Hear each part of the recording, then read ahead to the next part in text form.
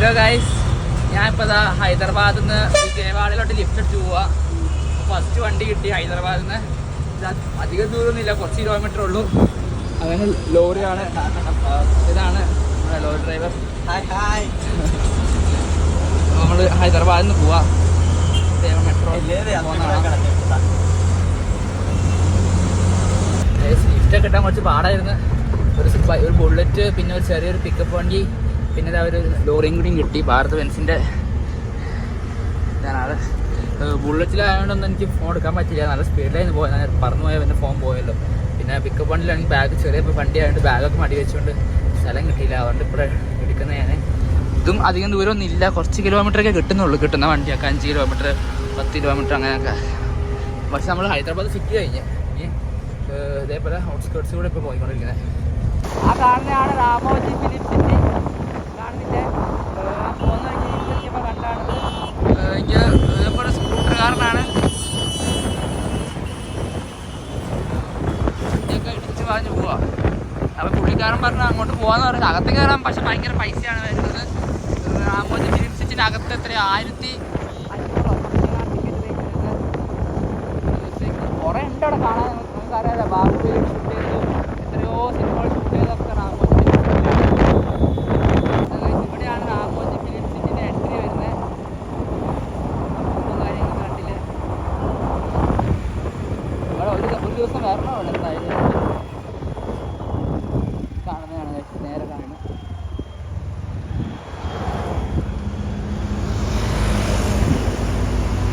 നമ്മൾ അതിൻ്റെ അകത്തോട്ട് കയറി. പുള്ളിക്കാരൻ കയറ്റിയതാണ്, സംഭവം ഒന്നും അറിയില്ല. ഇവിടെ കുറവ് സിനിമകളുടെ ഇതൊക്കെ കാണാം നമുക്ക്, പഴയ സിനിമകളുടെ ഒക്കെ.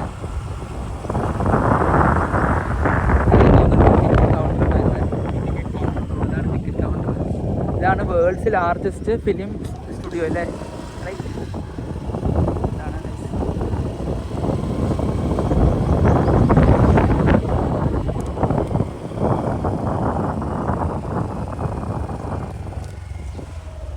సంగి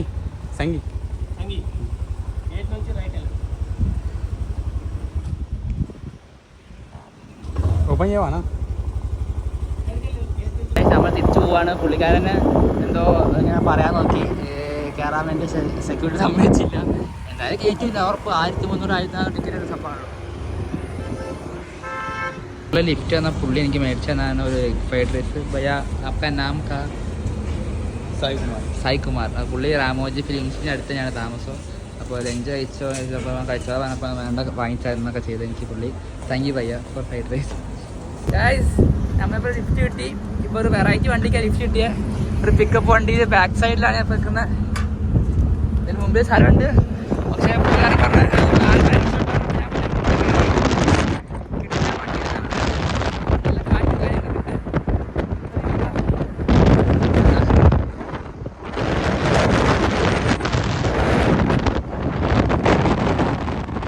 കാറ്റുണ്ട് ഗൈസ്, കേൾക്കുന്നൊന്നും അറിയില്ല. അപ്പോൾ ഇങ്ങനെ പോവാ.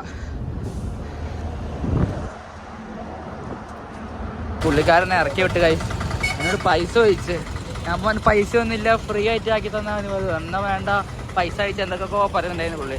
ഞാൻ ഇവിടെ ഇറക്കിക്കോളാൻ പറഞ്ഞു. അപ്പോൾ വേറെ ആൾക്കാരൊക്കെ പൈസ കൊടുത്ത് കയറി പോവാ തിരിച്ചടിക്കുന്നത്. അപ്പോൾ ഇവിടെയൊക്കെ ഇങ്ങനെ ഉണ്ടെന്ന് ഇപ്പോഴാണ് മനസ്സിലായത്. ഞാൻ ഓർക്കുന്നത് ഞാൻ ഇപ്പോഴായിരുന്നു. ഇനി കയറുമ്പോൾ ചോദിക്കണം ഞാൻ, ക്യാഷ് ഇല്ല ഫ്രീ ആയെന്ന് പറഞ്ഞാൽ മാത്രമേ ഞാൻ കയറുള്ളൂ ഞാൻ. പക്ഷെ നല്ല രസമുണ്ടായിരുന്നു ആ വണ്ടിയുടെ ബാക്കിൽ ഇത്ര നേരം ഇരുന്ന് വരാൻ. ഞാൻ ഒരു വണ്ടി ഇറക്കി വിട്ട ശേഷം പിന്നെ ലിഫ്റ്റ് അടിച്ചപ്പോൾ തമിഴ്നാട് വണ്ടി കിട്ടി. കയറി കഴിഞ്ഞപ്പോൾ ഡ്രൈവർ മലയാളിയായിരുന്നു. ഇതാണ് ഏട്ടൻ.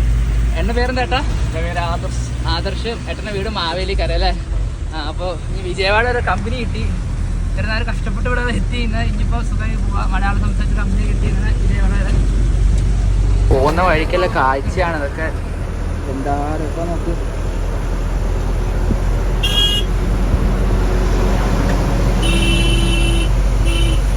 ഈ ഏട്ടൻ തന്നെയാണ് നമ്മുടെ ഡ്രൈവർ ആദർശേട്ടൻ.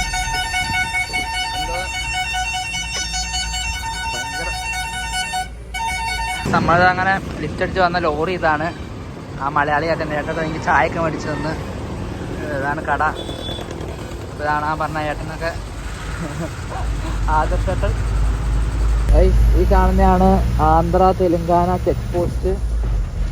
പോലീസുകാരൊക്കെ.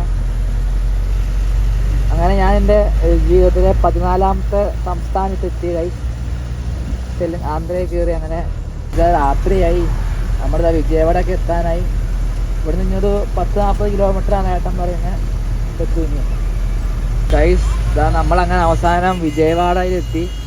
ഇതിപ്പോൾ 4 ടോളുണ്ട് ഈ ഹൈദരാബാദിൽ വിജയവാഡ പോകുന്ന റൂട്ടിൽ. ഇതാണ് അങ്ങനെ 4ാമത്തെ ടോള്. ഇപ്പം നമ്മളങ്ങനെ വിജയവാഡ എത്തി. നമ്മൾ ഫുഡ് കഴിക്കാൻ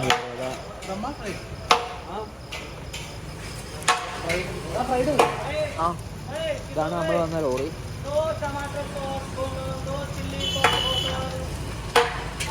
ലോറി അങ്ങനെ എത്തേണ്ട അടുത്തെത്തി. ഇതാണ് ഈ വെയർ ഹൗസും കാര്യങ്ങളൊക്കെ. ഈ ഫ്ലിപ്കാർട്ട്, ഹുണ്ടായി, റിലയൻസ് എന്നീ കമ്പനികളുടെയൊക്കെ വെയർ ഹൗസാണ്. ഇതൊക്കെ കണ്ടില്ല നീണ്ടു നിവർന്ന് കിടക്കുന്നത്. ആ കാണുന്നതാണ് ടാറ്റയുടെ പ്ലാന്റ്. പോയിതാ.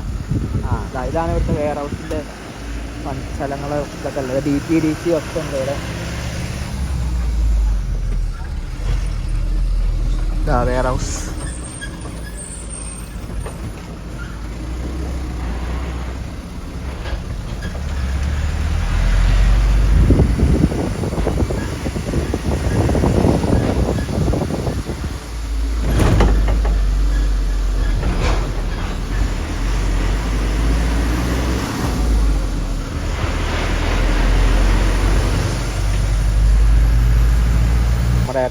എൻട്രി ചെയ്യാൻ പോയേക്കാം.